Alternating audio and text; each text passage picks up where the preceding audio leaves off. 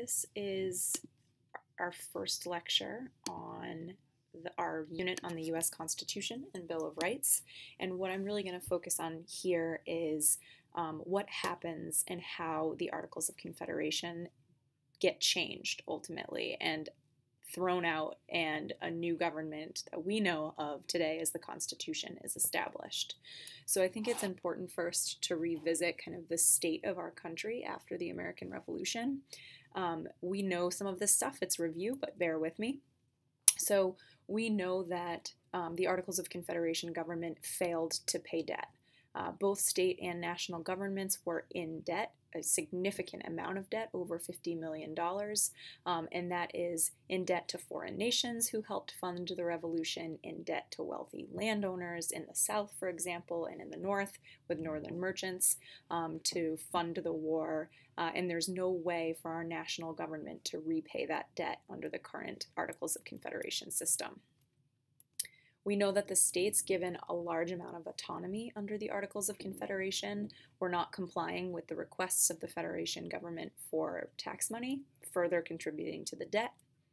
We also know that the states were given a lot of freedom, and therefore they differed significantly in the way that they handled any after-war crisis, like taxes, debt relief, or things like Shays' Rebellion, when a portion of the citizenry rises up against the government.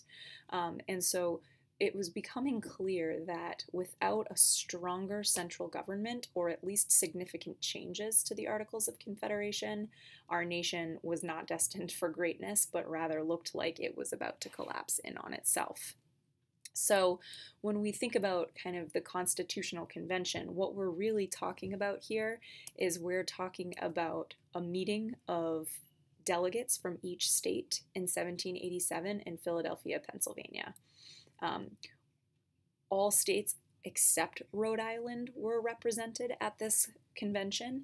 We'll talk a little bit more about this, but Rhode Island is perfectly happy functioning under the Articles of Confederation government and see no reason to amend, so they don't even show up to Philadelphia in 1787.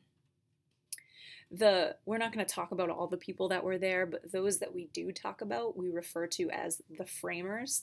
They're the framers of our Constitution, and we see a lot of the same players in 1787 that we saw in 1776. Hamilton, James Madison, Benjamin Franklin, George Washington, John Adams is also here and makes a stand for a particular government. So we have a lot of the same players coming back again to take a second crack at a constitution that works.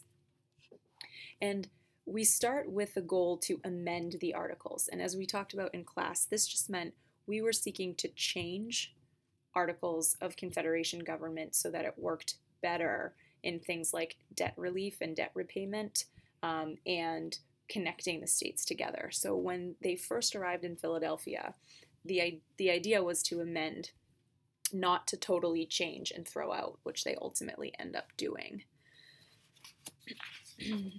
So here's a pretty common depiction of what it may have looked like in Philadelphia during the Constitutional Convention. So looking around this room, you clearly see members of the upper class, you clearly see only male members, and you clearly see members who are of the elite, right, the social elite. And George Washington is there kind of standing up on the platform behind the desk. So not everybody had the same idea about how the Articles of Confederation should be amended, and delegates came to the Constitutional Convention with their own personal ideas for amending the Articles, but we see that there's conflict in those ideas. So first and foremost, some, like Alexander Hamilton, wanted the American government to resemble that of Britain. Alexander Hamilton was born in the British Isle of the West Indies. He grew up an admirer of the British style of government, and so he thought a king with an aristocratic government would be best, with some elements of republicanism. So he was really looking to create a parliament-like situation where members of the wealthy class are representing the rest of society. Others, like James Madison, were looking for a larger Republican-style government. Republican meaning that the people had an indirect say in what was happening in their government by electing officials directly. And this is a government that was believed by Madison and others to serve the most people well, not just the wealthy, but also the other classes that you guys talked about in class yesterday. However, both groups, Madison and Alexander Hamilton, had their suspicions about the, quote, common man. This would be the small farmer, the worker, the non-landowner, perhaps, and his ability to participate in government. And so a big kind of question that the framers of the Constitution had is, how do we involve the common man in government, and to what extent should they be involved in government? So that's an important theme that we're going to come back to. So I'm going to talk about two of the plans that were proposed and then the compromises that allowed for the creation of our new government.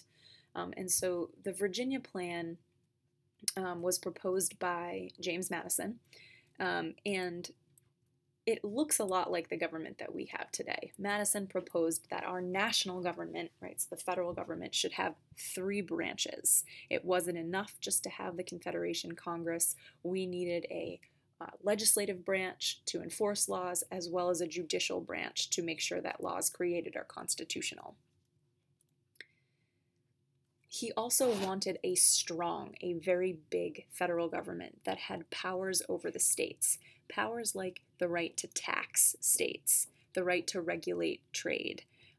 These are powers that the Confederation Congress did not have over the states, and as Madison saw it, this was one of the fundamental problems of the Articles.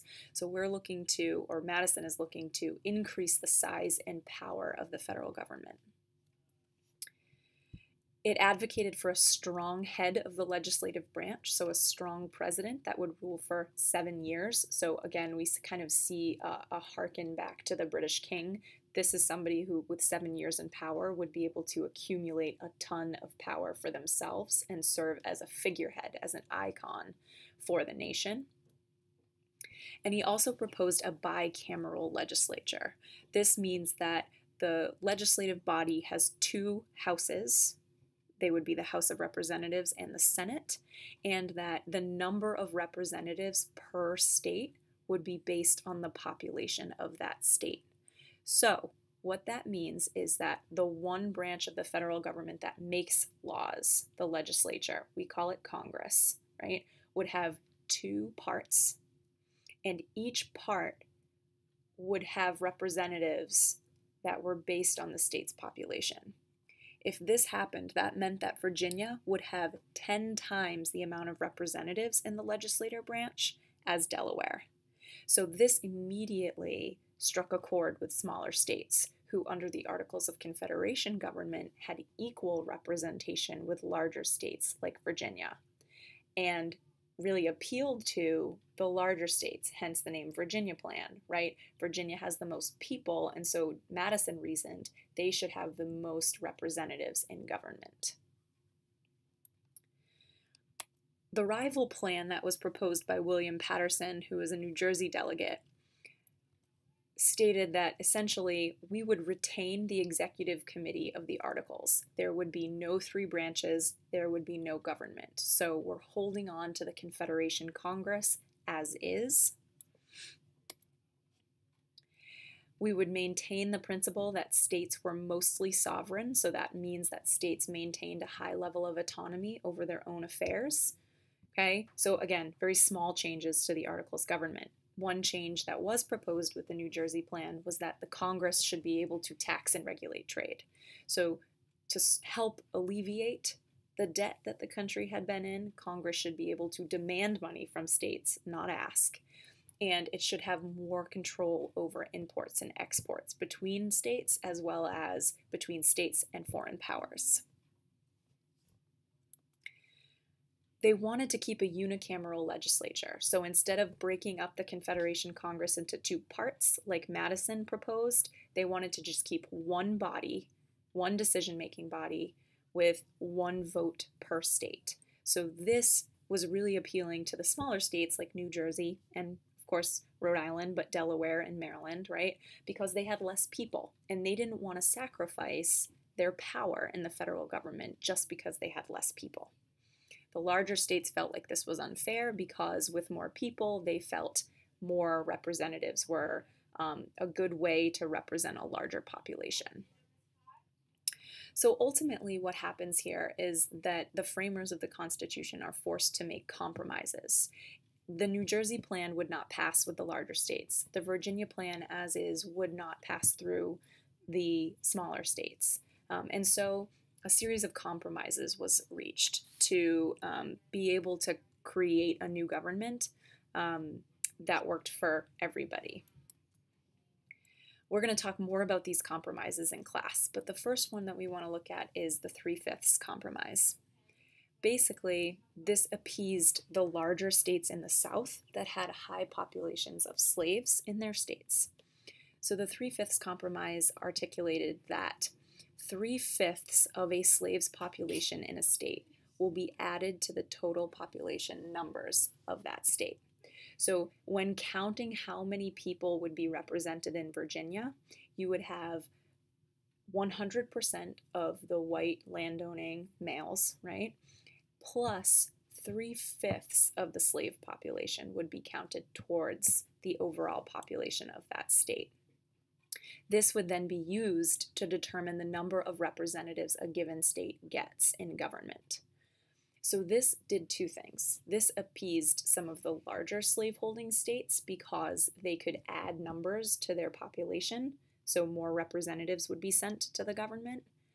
But it also appeased the southern states specifically. This didn't benefit the northern states, so this was a concession northern states gave to the southern states. So we're going to talk more about the 3/5 compromise in class. But another thing that should be mentioned is that there's kind of a great compromise that's made here. And this kind of adopts things from the New Jersey plan as well as from the Virginia plan. So when figuring out representation per state, it was decided on a bicameral legislature. So as you see, there's a Senate and a House of Representatives. Both of those belong to the legislative branch. And you would have 2 reps per state in the Senate. So one house of the bicameral legislature would have a set number of representatives, no matter a state's population.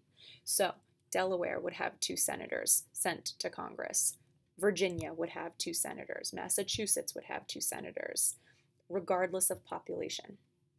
However, the House of Reps, the second body in Congress, would be based on the population of a state. So Virginia would send more delegates to the House of Representatives than Delaware would. And so that particular house would be based on population. So there's a compromise between small and large states. A second compromise was the idea of federalism. This meant that state and national governments would share powers. Their powers would complement one another, and they would work together to pass laws and enforce laws. So we don't have a domineering national government. States still hold significant power. However, we are enlarging the size of the federal government so that it can better work with the states. There was also a compromise that there would be no federal veto of state laws. This is a Madison concession. This is something that he wanted that was given to him.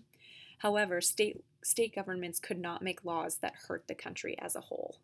So if states wanted to make laws, for example, about the education system in their state, right, or what to do with state funds in regards to building railroads, they could make those laws. However, if it was detrimental or damaging to the nation as a whole, the federal government could step in here. So we're going to spend some time tomorrow talking a little bit more about these compromises, but that 3/5 compromise is a really significant indicator of the direction our nation is going in here regarding slavery and regarding the division between the North and the South. Okay, so finally, how does this all end?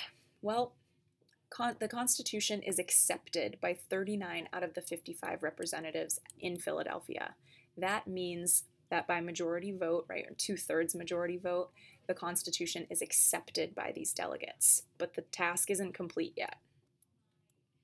It's decided that there are going to be 3 branches of government and that slavery is going to continue in the nation. There are protectionary slave clauses that we're going to look at tomorrow.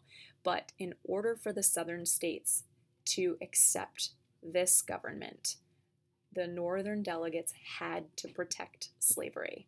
The 3/5 Compromise, by and large, protects slavery by putting a slave's population towards that of a state.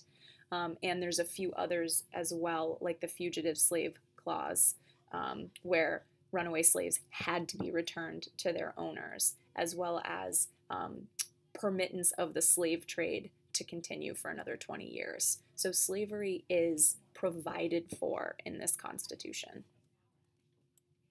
So now what has to happen is that since it was accepted by 39 of the 55 delegates in Philadelphia, it has to get sent down to state conventions. And 9 out of the 13 states have to vote in favor of the Constitution in order for it to actually go into effect. And we'll talk a little bit more about what those state conventions looked like, okay? So if you need to go back and re-listen to any piece, please do so. Make sure that you've taken notes on what you saw in the PowerPoint, and you can go on to work on those 2 questions from your syllabus. See you tomorrow.